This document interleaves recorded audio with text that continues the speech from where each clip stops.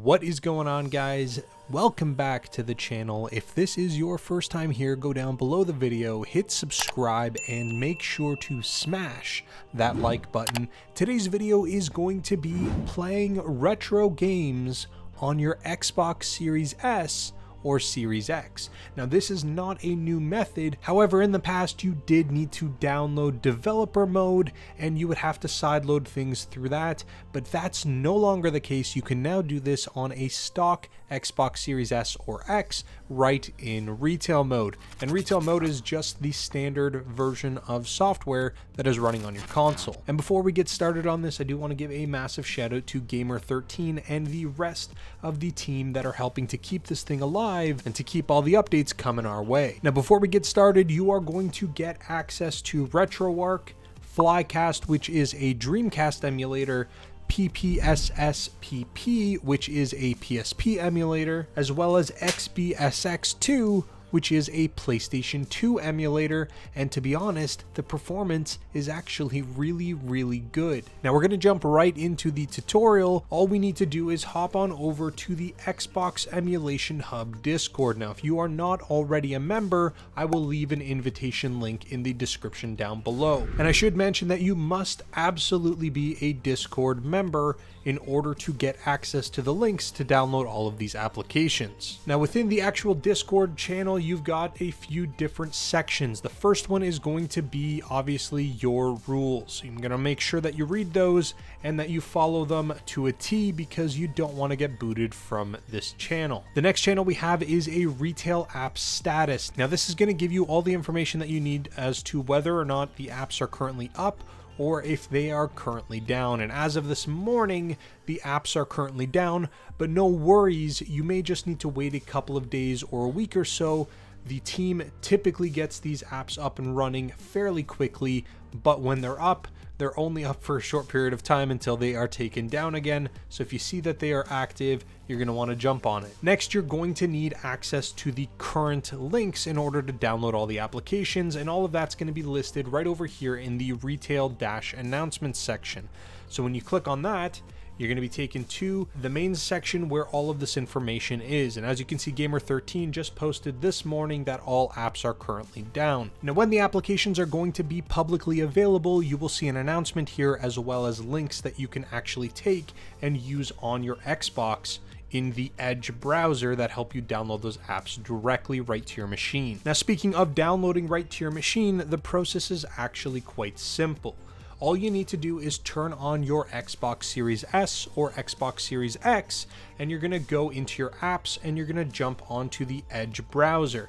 Now, this should be pre-installed for any user. However, if it's not, you can always go into the Microsoft Store and download the Microsoft Edge browser. At this point, you are simply going to take the links that you had from the Discord channel and dump them into the URL here. This is going to give you a direct download for that specific app. So we're going to go ahead and download Retroarch, Flycast, PPSSPP, and XBSX2, which is the PS2 emulator. Now, I should mention that XBSX2 has a few different versions. One of them is going to be compatible with the Xbox One S and X, as well as the Xbox Series X, and then there is a dedicated version that is specific to the Xbox Series X. So you're just going to want to make sure that you are downloading the correct version. And I will also mention that there are some ports and utilities that can also be downloaded with links provided, and those would be used to FTP files directly onto the console. But we don't actually need to do this, and in this video, we're just going to be transferring all of our data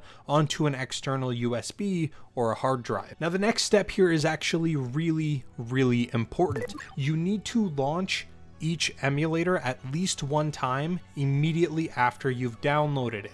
And the reason for that is because if you don't and those links get taken down, then your device won't actually be able to use that downloaded application.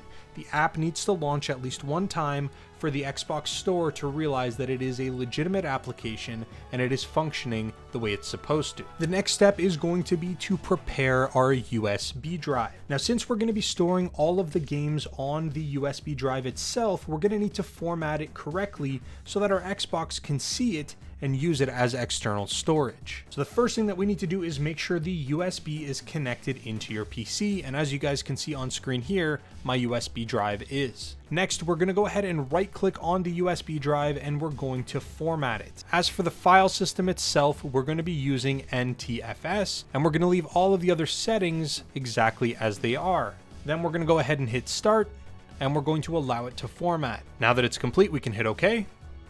We can close out of the formatting option, and we're going to reopen our USB drive. Next, we're going to go back to our USB drive and right click and then select properties. Then we're going to go over to the security tab. Then we're going to select advanced. Then we're going to select add. We're going to select a principal right from the top. We're going to go into advanced one more time. We're going to select find now. And then from the list below, we're going to select all application packages. Then we're going to hit OK. Then we're going to hit OK one more time. And then we want to select this full control checkbox right over here. Then we're going to select OK one more time, and then down in the bottom we have a replace all child object permissions tab. We're going to make sure that we select that as well, and then we're going to hit apply. It's going to ask us if we want to continue, and we are going to say yes. Now you're going to see that there is an error that pops up, and that is totally fine. We do expect to see that, and we're just going to simply hit continue. And that is actually pretty much all that we need to do. Our USB drive is properly formatted now, and all that we need to do is dump some games onto the USB drive. All right, so now I've gone ahead and I've loaded up everything that I want onto my drive. And as you can see, I've got two different folders here. Now you can arrange this in any file structure that you want, but this is what I found works for me, and this is what I would recommend.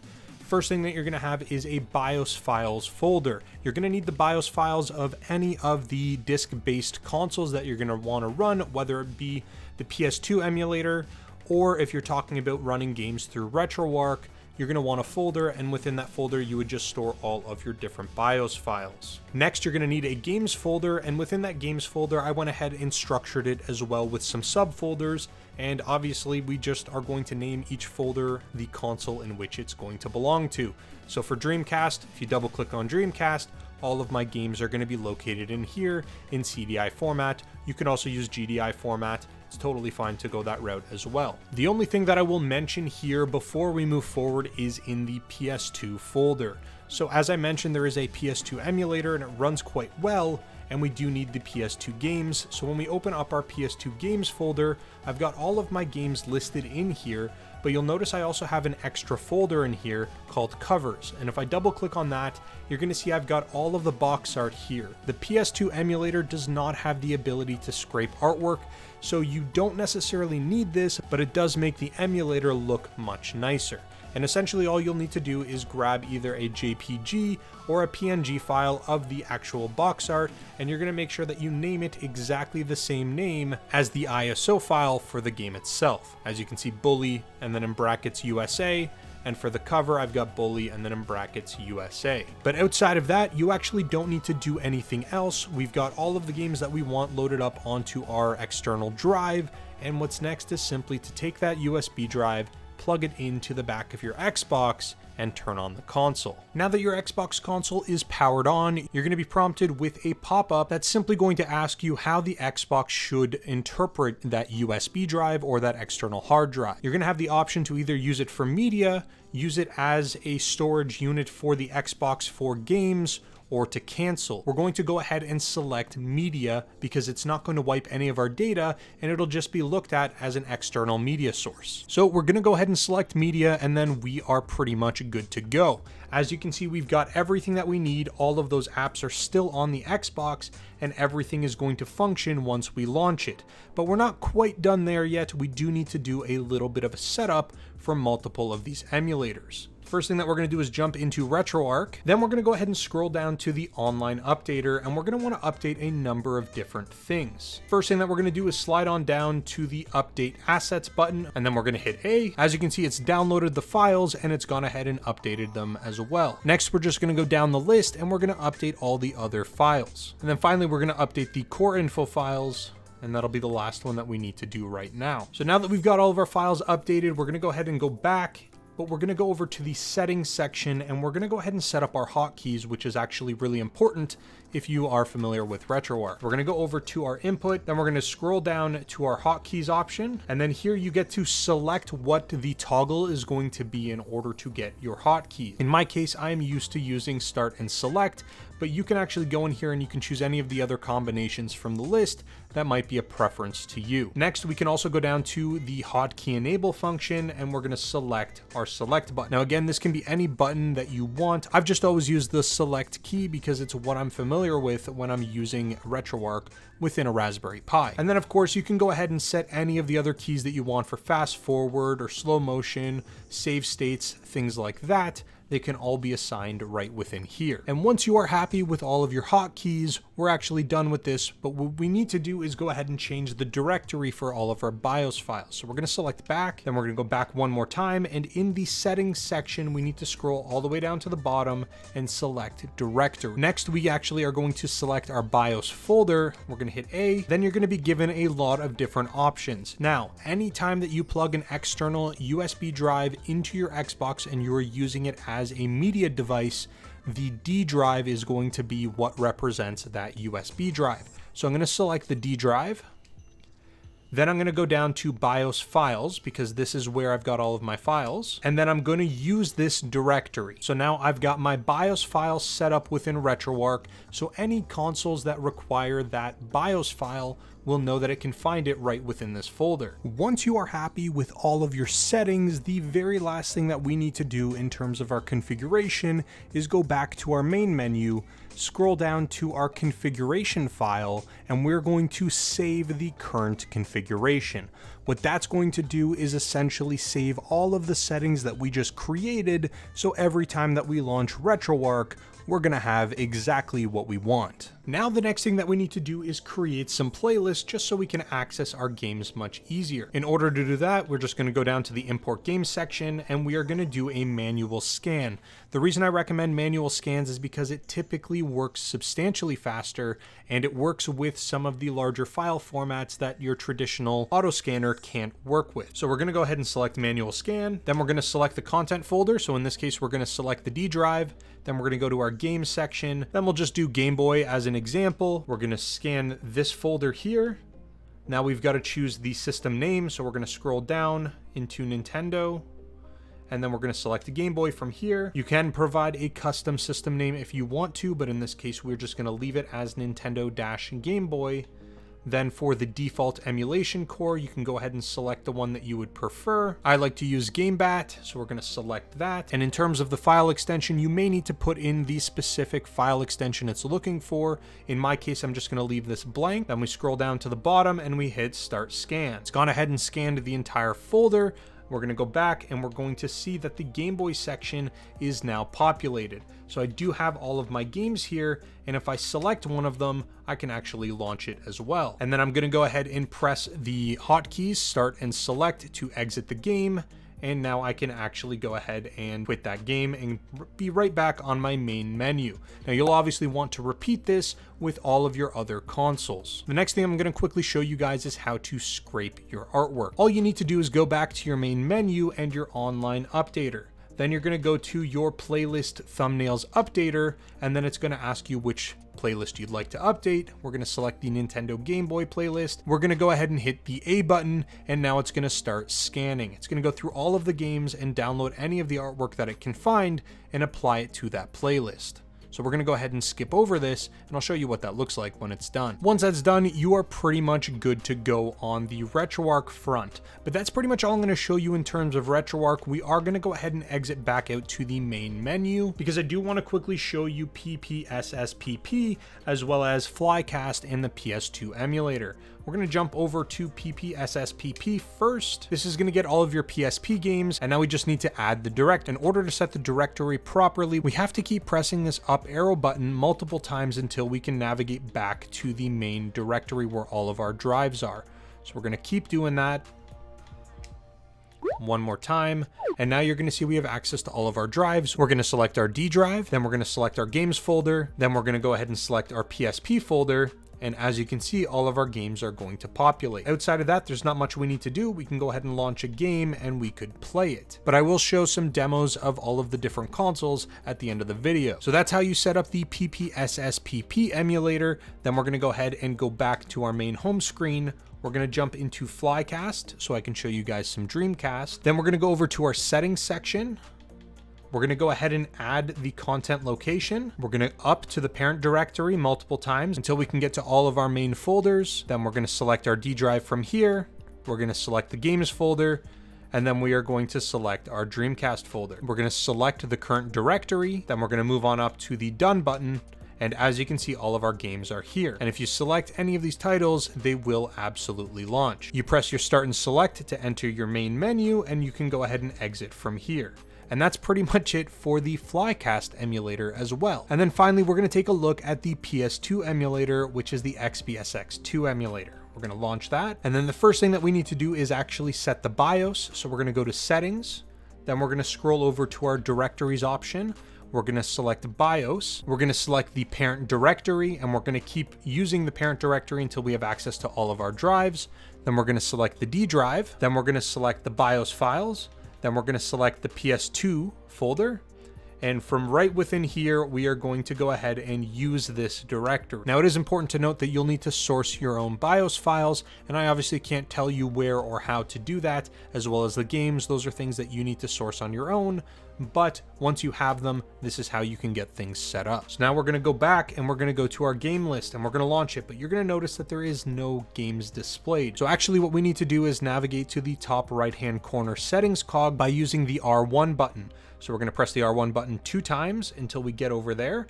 Then we're going to add a search directory. Then we're going to do the same thing and just parent directory all the way back to all of our main drives. We're going to select the D drive. Back into games, we're going to select our PS2 folder, we're going to use this directory, and then it's going to scan that directory and everything is going to be good. Now the problem is that we still don't have our covers yet, so if you actually navigate over to the game grid, you're just going to have a bunch of default discs displayed. So we're actually going to go back one more time, we're going to go into our settings, back to our directory, and into our covers section. Now we're going to hit the A button on that. We're going to go ahead and parent directory all the way back to our main drives. We're going to select our D drive once again, go into games. We're going to go down to our PS2 folder. We're going to go into our covers folder and we're going to use this directory. So now that we've set the directories correctly, we actually need to exit out of the emulator altogether and relaunch it for those covers to be assigned to those games. So we're going to go ahead and hit exit to dashboard. We're going to relaunch the XBSX2 emulator. We're going to go into our games list. And now you can see all of our games are visible here. Now there's one last thing I did want to mention about the PS2 emulator, and you actually do have the ability to do online play, but that is going to be something I do in a separate video, so keep your eyes peeled for that. Now in terms of actually showing you guys some demos, we're going to go ahead and transition into that, but I do want to mention that all of the games that you're going to see are running on an Xbox Series S. So there is a good chance if you're running an Xbox Series X that you will get better performance. With all that being said, I'm going to be showing you some PS2, some Dreamcast, some PSP, and even some GameCube and Nintendo Wii games. But outside of that, I don't have much else for you. Thank you so very much for watching, and I'll talk to you guys again real soon.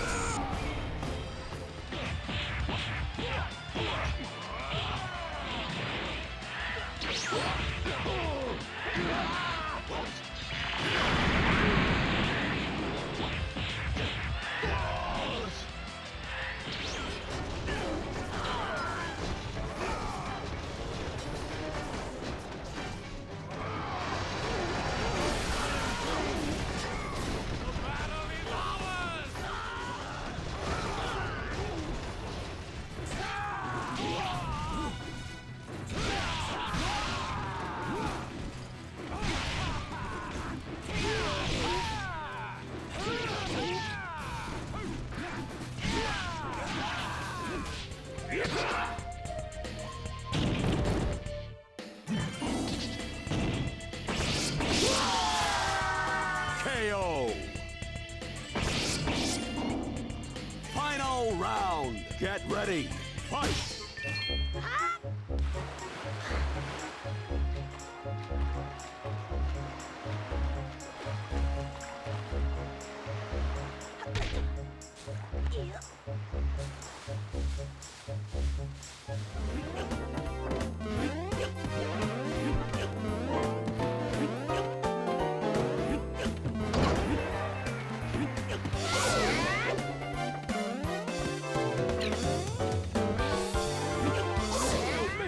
You're bad. Cut the crap. Run in. Take me to HMV. Hang on. Hey, taxi! Hey, Em. Let's go! Over there. Time bonus. I hear it all. Yo. The music just turns me on. Lucky Rhythm coming at you.